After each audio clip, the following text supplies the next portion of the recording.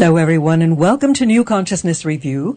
Our guest today is Scott Blum, a best-selling author, and along with Madison Taylor, his wife, business partner, and soulmate, the co-founder of the popular inspirational website Daily Om, which is at dailyom.com.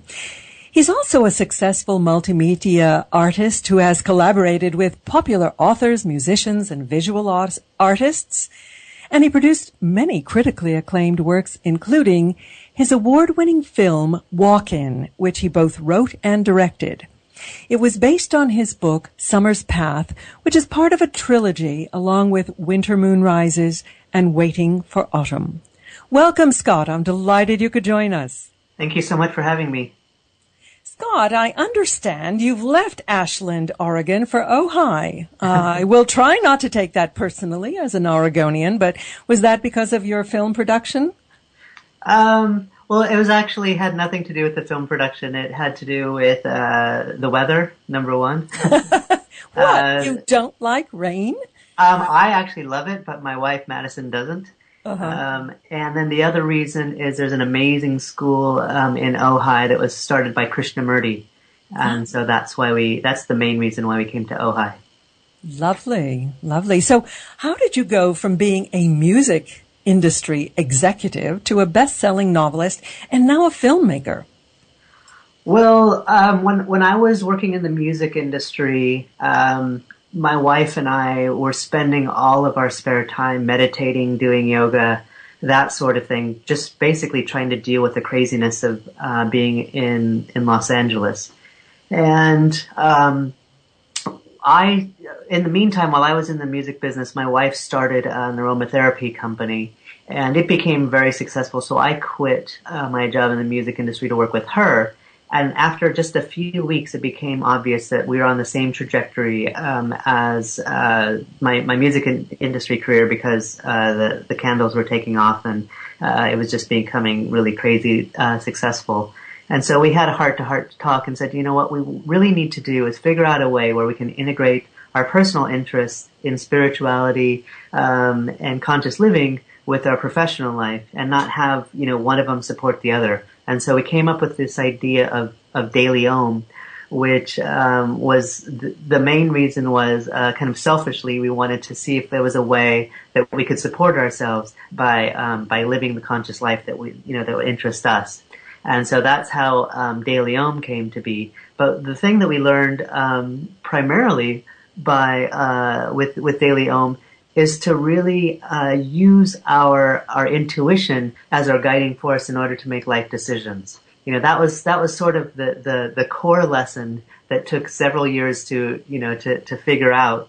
But once we learned it, we started both listening to what the universe wanted to tell us and what the universe wanted to say through us. And although my wife was definitely the writer in the family, sort of surprising to me, I was given a novel as well, and I did everything I could to ignore it and push it aside as much as possible. But over time, I ended up writing it down, and that became my first novel. Which was Summer's Path? Well, actually, my first novel was Waiting for Autumn, is I wrote it first, and I wrote Summer's Path second, which was the prequel to Waiting for Autumn. But if you look at it in terms of the series, Summer's Path is what starts the series. Waiting for Autumn is second, although I wrote that one's first. And then the third in the trilogy is Winter Moon Rises. You know, there seems to be, perhaps as part of the global shift, the global awakening that we're going through, there seems to be a deep yearning on the part of so many people to leave the sort of rat race world and to connect in their working life with something that feeds them spiritually. Was it a scary process for you to actually turn your back on what you knew and head out into the unknown? Well, I don't know if that initial decision was scary. I think what was scary is once we were kind of on that path, what was scary was that the same decision-making processes didn't work, because I was used to relying on my intellect and relying on, how to be as smart as possible and research and that sort of thing. And I think it was primarily to teach me a lesson, but the universe, every time I came up with the absolute smartest way to make De Leon successful, it would always fail. And so that's when it started becoming very scary, is when I couldn't use the old way in order to succeed in this new paradigm. That is quite fascinating. So you said that once you started tuning into your intuition, then you were able to make it work. Yes, absolutely. I mean, that was kind of the main thing that took, it was the same lesson that we were beat over the head with, every day for the period of years and years, because although we thought we learned it, every time we were given another test, we would fail miserably.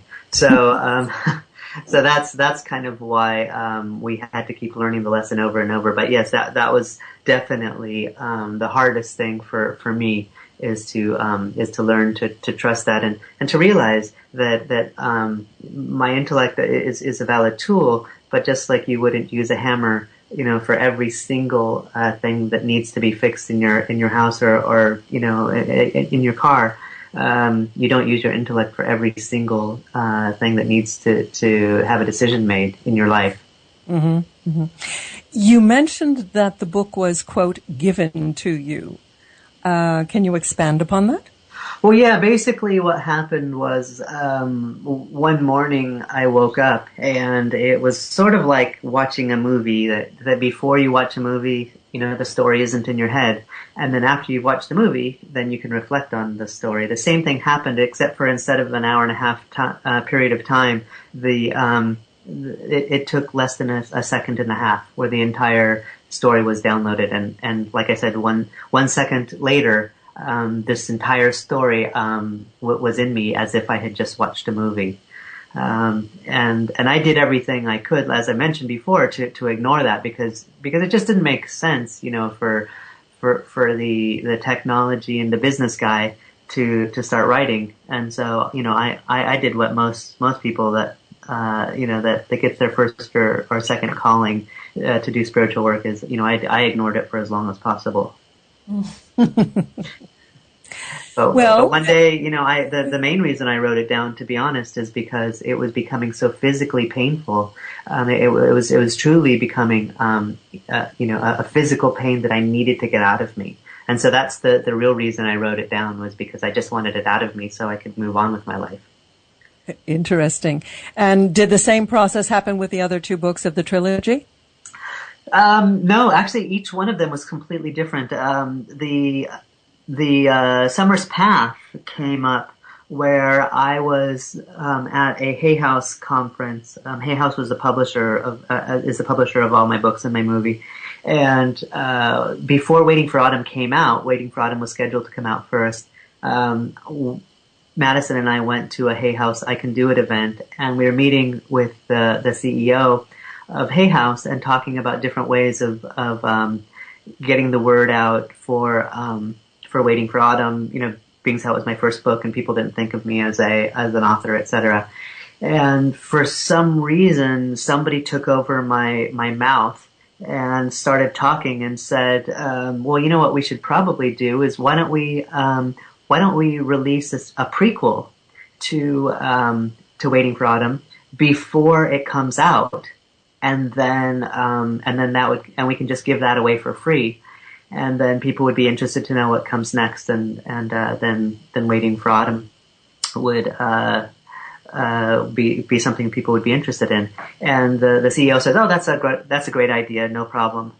And so then I left the meeting, and then all of a sudden, I came to be, and I reflected on what just happened, and I was thinking to myself, it's taken 2 years to get to this point, to come up with the original idea, to find a publisher, to go through the editing process, to go back and forth with the different drafts, and finally get it to the place where we're going to release Waiting for Autumn. I've just agreed to write a new book before Waiting for Autumn comes out, which is going to come out in 6 weeks. And so I have only a few weeks to write and edit this new book, and I have no idea what it's about. And so I said, oh no. So I almost ran back and I almost ran back and said, I don't know who just said that, but it wasn't me. So let's come up with a different idea. I know you seem that was a good idea, but it really isn't. But my ego wouldn't let me do that. And so I was completely panicked for the next few days until I got back home. And then the very day that I got home, I woke up the next morning at 5 a.m. and once again, the entire story downloaded to me within a second. And I sat down and I just wrote it out. And, of course it was a little bit clunky because, I didn't have the time to do the editing. And there was also some kind of, parts of me that was kind of blocking some things that were painful because it's kind of an intense story that I was kind of, blocking. But that being said, I did put it out, for free. It went to, straight to the top of the Amazon Kindle charts. And it was number 1 for 2 weeks, and then I pulled it because I said, you know what, we've got the promotion we needed, but I just felt uncomfortable with the editing process. Mm-hmm. And so once Waiting for Autumn came out and was successful, I went back to Hay House and said, would you like to put this out as a hardcover? And they said yes. And so I actually had time to rewrite it, which was really fun because I got a chance to rewrite something that was already out there. I added a couple of chapters that I didn't add before. And then went through the whole editing process, felt much more comfortable with it, and that came out second. And then later, when I was given the gift of being able to put it out as a film, I got to rewrite it again. But we can talk about that later. But it's funny because that particular story I got to rewrite 3 times. Wow. Well, okay. Why don't we talk about the film, because Summer's Path was actually the foundation for your film WalkIn. Tell us what the general storyline is, the premise. Well, the premise is that a man has a fatal disease, and just as he's about to lose all hope, he meets an angel in his dreams that agrees to take over his diseased body in return for giving him the body of a puppy. So that's sort of the overarching premise of Summer's Path. Mm-hmm. Sort of what was different about Summer's Path versus the film is, as you can imagine, portraying life inside of the body of a puppy is a lot easier to do in novel form than it is on film. Mm-hmm. At least with a limited budget and not coming off as really corny. So instead, since the book sort of follows the whole journey of what it's like to be a puppy, I changed the story in the film to basically follow the characters that instead of the walkout, who basically walks out of the body and goes into the puppy, the walk-in, so the angel that goes into the body, and more important, what was the reaction of the outside world, most exceptionally the wife of the person that was ailing. So how does this process affect one's loved ones? It's kind of what I was trying to get at in the film. Mm-hmm. It actually is quite powerful in that respect. Tell us what a walk-in is. Do you firmly believe they exist? Well, so a walk-in it describes the journey when a soul enters another body when that the first soul no longer needs that body. So that it's sort of like it's sort of like other kind of possession type theories, but the difference of a possession versus a walk-in is the walk-in is more of a mutually agreed upon a metaphysical process as opposed to a possession, which is kind of a forced assault. So that's kind of the difference between possession and a walk-in. But essentially what it is if somebody doesn't need a body anymore, a soul on a soul level, if a soul doesn't need a body anymore, then an angel for lack of a better word, is invited in to take over that body and do their own work on this planet using the physical incarnation of the former body while the first soul no longer needs it. So that's what a walk-in is. Mm-hmm. Well, I know that Ruth Montgomery, that wonderful writer who used to be a correspondent for the Washington Post, she has claimed that Ben Franklin, Gandhi, even Christopher Columbus were walk-ins. Do you think that's possible, or do you have any sense about that? Well, yeah, I think that that there are definitely times in history when great people need to call on sort of spiritual guidance in order to accomplish something great. Whether that's meditation or prayer or something a little bit more, metaphysical in nature, like a walk-in. I think that if you just look at it in terms of these great people need all the help they can get if they're, coming out and they're going to change the world. Like Gandhi, for example, he absolutely needed as much help as he got. Whether he was a walk-in or not, sort of makes sense. But that being said, the ability to kind of, put your body on hold and just say, okay, I don't need to eat because I'm doing this for the rest, for the rest of the world and for the good of all humanity. That takes a lot of fortitude, and it takes an absolute immense amount of support, whether it's from your loved ones or spiritual in nature. I think that you need all the help you can get, and so with that in mind, yes, I believe that spiritual help for great people is definitely something that happens. I wonder if there's such a thing as a partial walk-in, where you have both the original soul and the sort of backup of a walk-in type. Well, I think that probably happens to us all more frequently than we're conscious of. But if we sort of feel into it, there are definitely occasions, at least in my life, when I can sense sort of a spiritual presence other than my own. Kind of in my field, and I believe there are times when that communication can happen. It's like, does that what constitutes a body really? I mean, is it your field? Is it your within the physicality of a body as we see it? That being said, what about an aura? If there's a soul inside of your, aura, does that count? I mean, all of these things, I think that if we tune in and the more that we get attuned to these spiritual occurrences, this is sort of how we're getting our guidance, whether it comes from our intellect, whether it comes from our intuition, whether people can see colors or they can hear sounds, or just know things. All of these things are somehow described by a communication with a force other than ourselves.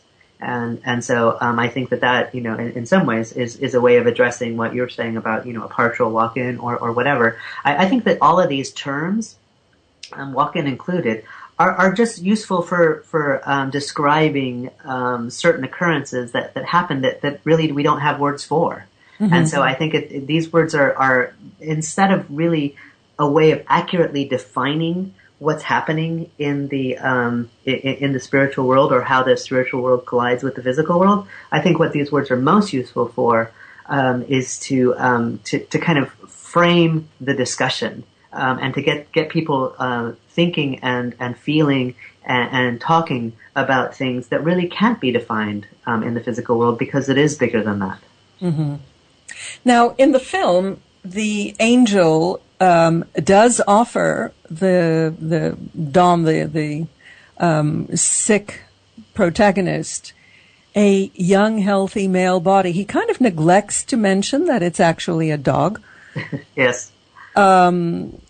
Whereas in your book, you go into that a lot more. What made you decide to use a non-human vehicle? Well, I think that, as I was saying at the beginning, one of the things I really wanted to explore is that relationship of how does these spiritual occurrences impact one's loved one, especially when the loved one isn't going through the same spiritual event that the one person is. So I find that that's fascinating, and it's something that is sort of a theme with all relationships. But I think spiritual events are one of those things because you have to follow it. If you're following your destiny, you really truly if your life is in alignment, you truly need to do that. And sometimes it's completely at odds with what's best for the family. That just because it's good for your soul doesn't mean that it's good for living in this particular world. And so that pull I find is extremely rich, and I felt that it was going to be able to underline that if the former soul of the body was still in the presence of his former body and his wife. Mm-hmm. And so one of the ways of doing that was to have the soul inhabit a puppy that is in the same household with them, and then seeing what does it feel like when you're in the presence of this going on. Mm-hmm. Mm-hmm. Non-violent and spiritually uplifting themes seem to be carving out a niche in the film world, albeit a small niche at the moment. Were you aiming your film for the general market or for the more spiritually oriented market? Well, I in the same way that the books are sort of given to me, the film was kind of given to me as well. And so I try not to question things too much, especially when it comes to market. When you get a little bit caught up in your the market for your art, it's really easy to compromise what your art's about. And I think that all of my books and my film is very pure, for better or for worse, within itself, as far as the art goes. I think that my personal view of film is I'm not really personally that excited about films that are overly didactic or educational in tone, and I think a lot of the spiritual movies that are out there are that way, which I think they're very helpful for certain types of people, but it's just not something that I personally enjoy. And so I'm more interested in a little bit more edgy indie type movies, and so I think naturally the style of WalkIn came out that way, just because that's what I like to watch. Mm-hmm. I think it's a inherently spiritual storyline, and definitely has some spiritual sensibilities to it, and definitely the overarching theme is spiritual. But I think the tone and the the look of it and the sound of it and just kind of the overall feeling of the film is a lot more indie type film. Oh, I totally agree. Yeah. Yeah. Now, you were both the writer and the director, but you'd never directed a film before. How did you cope with that? How did I cope with that? Well, I mean, I have been in the multimedia production world for 20 years, and back when I started, it was surrounded about video games and things like that, and then in multimedia production with the music industry and interactive music videos and things like that. So I've been around the production of media for quite some time. So I understood a lot of, was familiar with a lot of the elements and the mechanics of putting together a media. But I think that the thing that was missing in my life, most of my life, was story and how to tell a story. And so when I started writing books, that was kind of the missing piece. But when I actually jumped into it and I convinced myself, oh yeah, I can do this, no problem. I have all this experience, even though I don't really have any. When I jumped into it, I found that the biggest thing that I was missing, that was a huge hole, is how to get a performance out of an actor. Because I never really worked with actors before. So, fortunately I was in Ashland at the time, who, which definitely home to one of the most prestigious Shakespeare festivals in the country. and they have a huge amount of amazing actors that are there, and a lot of them had been in movies and television. But they choose to live in Ashland. So, it was great. So definitely, working with such seasoned actors, it made it much easier than it probably should have been. Because, I had these really talented people that were kind of, helping me along the way. Mm-hmm, mm-hmm. Very nice. Very nice. Now, I think you have a beautiful soundtrack to the film. Did you write the music? Well, I didn't write all of the music. I wrote one song. I was actually a fan of this person by the name of Jeff Pivar for many years. He's basically a legend in the touring and studio world, working with Ricky Lee Jones and David Crosby and Donald Fagen from Steely Dan and Ray Charles and blah, blah, blah. It just goes on and on. He's just incredible. And in addition to having this massive discography that you've heard him a million times, I also had the chance to see him live. And he's just one of those people that can channel a house plant and make it the most beautiful sound you've ever heard in the world, and play any stringed instrument. There's a multi-instrumentalist, and I knew that I wanted to work with somebody of that talent. With my background in the music industry, I didn't want to just start with somebody that, was a film composer. What I wanted to do was find a genius. And then if they happened to do movies, great. And if they didn't, we'll learn together, which is what happened with him. I reached out to him via email. And surprisingly, within a day, he emailed me back and said, I've always wanted to do a film. This is great. Your movie sounds interesting. Send me the script. And so I sent him the script. He loved it, and he just began writing music based on the script before we even started filming. And it was incredible. And so we started collaborating before we started filming, and had a lot of the basis of the soundtrack done before we started filming, and then at the same time I was I was interviewing actors, and once I focused on the lead actor Danforth Comans, I said to myself, I don't know, this some intuition was telling me, you know what, I bet this guy can sing. And I said, so can you sing? And he was like, no, I don't sing. And I said, really? I said, because I just thought it would be interesting if you could sing in the film. And he goes, well, I play guitar a little bit and whatever. And I'm like, oh, really? So, why don't you bring a guitar in? And so he brought it in, and he started playing, and he had the most amazing voice I had ever heard. I was just like, I can't believe you don't do this every single day. It was incredible.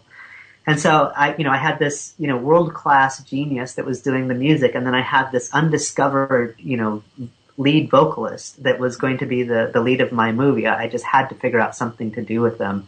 And so there was this song that I had written with a former bandmate of mine, Kat Sanchez, and we were in a band together. And so I played him the demo of the song that I'd recorded with Kat, and gave him the lyrics, and he came up with an arrangement. I gave it to Jeff, and one day in the studio they put it together, and it was like the most amazing interpretation of this song that I had written. And so so I basically, feverishly rewrote one of the last scenes in the movie in order to incorporate him singing the song in it, like picking up guitar. It's like, oh, now's a good time for a song. And so he did, and I think it's a really poignant part of the movie. The performance is fantastic, and then then there's a more produced version of the song that plays during the credits. So that was kind of really fun to be able to put an original song in place, and then I was also able to work with some of my heroes. I'm a record collector. I collect vinyl, and it's one of my passions for sure. And so being able to put some of my favorite songs into the movie as well was incredible, with Bridget St. John and Omar Sosa, an incredible Cuban jazz pianist. Anyway, they each contributed a song that was it was very, very exciting to put that together. It was, to be honest, one of my favorite parts of the film. I think primarily because I felt a little bit more in my comfort zone, maybe, as opposed to just sitting there and saying, "Ah, what's happening next?" Oh. It sounds like you were very much in the flow with this film. The way people just came together to create it. How were you able to fund this undertaking? Well, so a producer, actually two producers, Mike Wojciechowski and Frank McAnulty, was starting a new website called IMadeAMovie.com, and they had this idea of kind of doing like a little bit of a crowdfunding thing, but also letting people kind of contribute a lot more meaningfully, in the way of creating a film. And so they approached Madison, my wife, about doing a De Leon film, because they thought that that would be something that would be interesting to do. And Madison was interested in the idea of doing a De Leon film. However, she wasn't really there creatively yet. She knew she wanted to do something special and didn't really have the idea. So she basically told the producers, why don't you talk to Scott, because he already has some books that are written.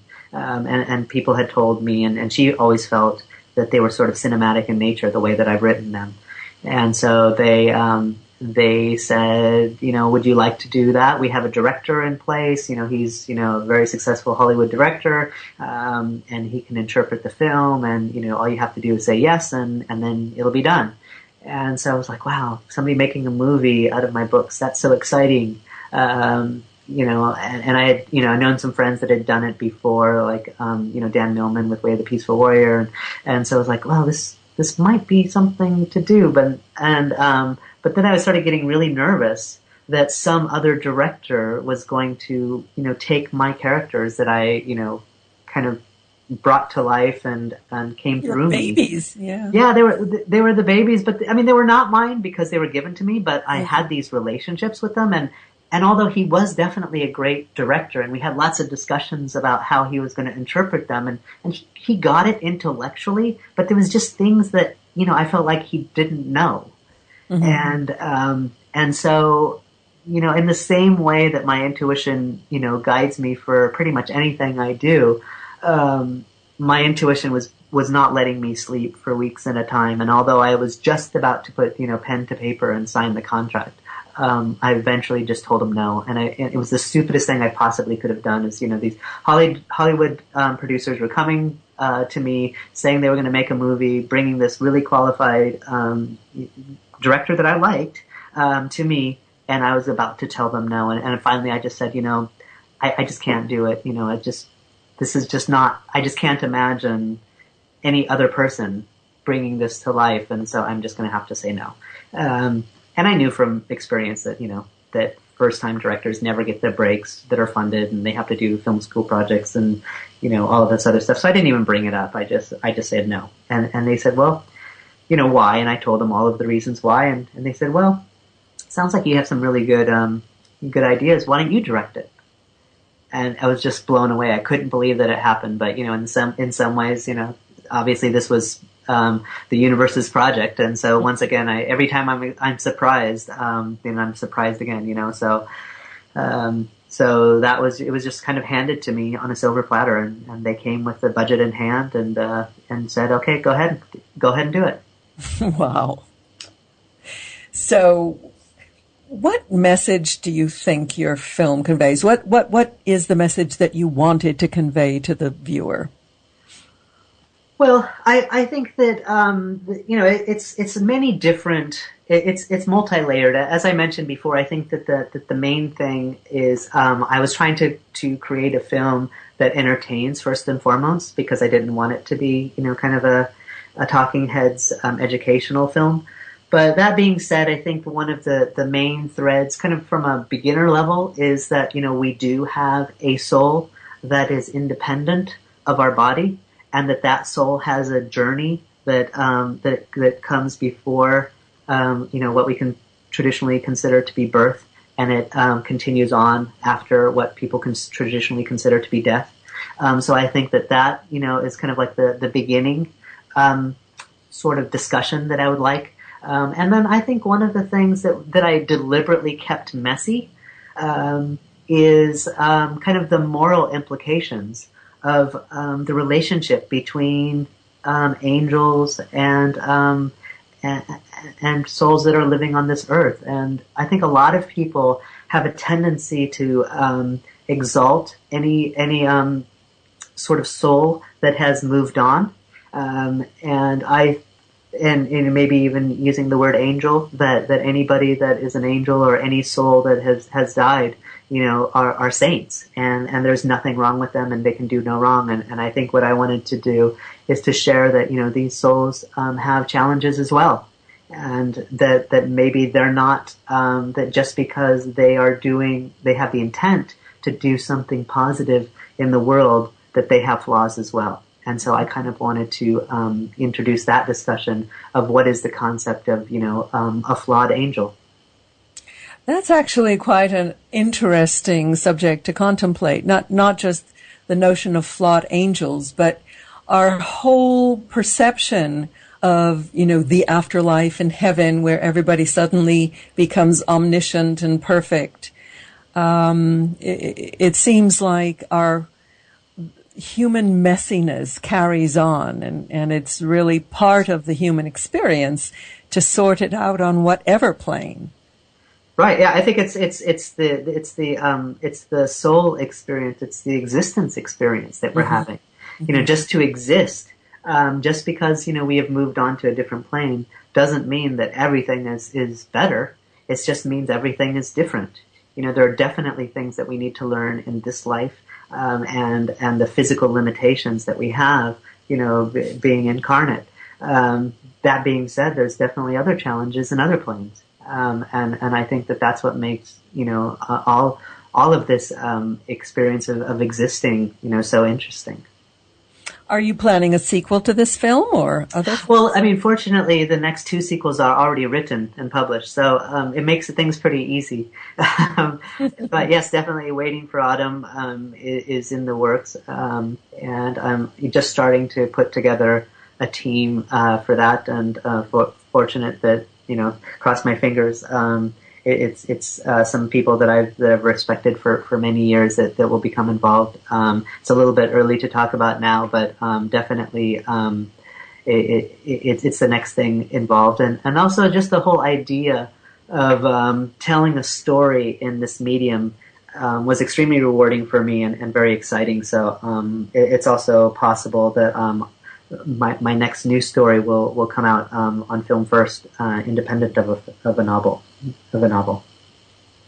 That's really interesting. You know Jimmy Twyman. He was a fellow denizen of Ashland. Yes, of course I know him. And he's also just kind of turned his hand to filmmaking. What is it about the film medium? Do you feel it just engages on a broader scale? Well, I mean, it definitely caters to control freaks, because if you're going to tell a story, and to be able to control not only the words that are coming out of the people's mouth, but what is the makeup that they're wearing, what are the clothes they're wearing, what's the music that's playing behind, what is the angle. It's not really just being a control freak. I mean, that's making light of it. It's basically what it is. It's being able to be able to communicate everything that's in our heads. When you're writing a book, you see you see the scene, you hear everything, and it's just, so enriching as a storyteller to be able to communicate everything that's in your head. And you can do that with a film, but you can't with a book. That's interesting, because from the reader's perspective, sometimes when you see the film of a book that you have read and loved, sometimes your interpretation during the reading part is very different from the author's interpretation. Yes, absolutely. I mean, in some ways it definitely takes something away from the reader when you create a film. That being said, just the realistic where we're at in today's society, I think more people watch movies than read books. Absolutely. And so I think you also have the ability to communicate with a wider audience, with that medium as well. That being said, an amazing reader is going to have a much richer experience reading a book because they get to make all those decisions and they get to contribute all of those things that I'm talking about. But as a storyteller, we like to be able to do that too. Quite right. And it's your story. Will Walk-In get theatrical distribution, or are you going to go straight to DVD? Well, actually, it's already been in the theaters. It was in the theater last year. It started in the film festival circuit. It actually won a couple of awards, and then got a limited theatrical release, and it was actually quite successful with the resources that we have. In order to promote a film properly, takes a lot of money. But we were able to, to get the success that we did with very limited budget, and it was also really fun, to be honest, to have a, red carpet premiere and the whole thing, and so it was great. So this is actually the second part of it, which is the DVD release, where people now all over the world can see it. Well, it's interesting to speculate where media with a capital M is going, because there seems to be a convergence. You're getting multimedia ebooks and apps, and I know there was a program that VOOC that incorporated video clips with tying them together with a narrative. Where do you see the sweet spot going? Well, I think that we're definitely diverging. I think that the first thing that's falling by the wayside is the physicality of the format. And I think that's kind of where we're at now, where there's a divergence between kind of a virtual and the concept of what is ownership versus what is kind of renting. I think all of those lines are blurring currently. And where you have the Netflix and the Spotifys and people like that that are kind of having these virtual libraries. That being said, I think that the people that are going to be very passionate about collecting the objects are going to be rewarded immensely with cooler and cooler objects in order to get people to want to buy something physical. Like I said before, I collect vinyl, so that's something that I'm passionate about, and just the whole idea of the physicality of a record excites me. As far as the convergence of the media itself goes, I think the first thing that needed to go away is the physicality of it. To be able to blur the lines. The second thing that needs to go away, which is happening now, is the old paradigm of kind of the media empires, the record labels, the film companies. Those are just starting to crumble or hopefully evolve. I think in the music business they lost a lot about 10 years ago, and so they're finally starting to evolve. I don't think that the film business is quite as agile in evolving as the music business is right now. But I think that's going to be happening soon. And then once they are agile and not getting so hung up on how do you make money, then I think that the creativity is going to open up and the floodgates are going to happen, where all of these things are just going to be one expression. Whether they whether musicians are making films or filmmakers are making virtual reality or theme parks or movies or whatever. I think it's all going to come together, and it's going to be this fluid experience where there's just going to be sort of life artists, and we're all going to be able to experience whatever they happen to dream up. I think it's only a matter of time until it all comes to us through ESP. Right, exactly. So, your next project will be what? Autumn's Path? Waiting for Autumn. Waiting for Autumn. Right. It's unclear if it's going to be Waiting for Autumn or if it's going to be the new project that hasn't come out in novel yet. But I'd say that from a film perspective, those are two kind of in the running right now. Mm-hmm. They're both looking good, which is exciting, and then that's more on the creative standpoint. I don't have a book planned because the two films are definitely keeping me busy. And then I also have a couple of new business ventures that I'm working with alongside of De Leon that are going to be exciting as well, and really taking kind of what we were talking about with media and the business of media, and really bringing it to the personal development world. Ooh, can you talk about it, or is that? I think I've talked as much as I can right now, but okay. But I would say that in the next 4 or 5 months, I'll be happy to talk about it more in depth. So, which is the space that people should watch? Well, so if you want to find out more about the film, WalkInTheMovie.com is kind of a direct link to that. Or if you're a Facebookie, you can go to Facebook.com/WalkInTheMovie. And then DailyOhm.com is definitely always the heartbeat of what we do as far as sending our messages to the world. And then if you want to kind of get the cutting edge of where I'm coming from, especially on the creative side, scottblum.net. I might add that you have a very nice kind of daily message that you send out through Daily Ohm. So I do commend that to people who may not have heard about it yet. Yes, thank you very much. My wife is responsible for all of the content, but definitely keeps me busy on the business and technology side for sure. Uh-huh.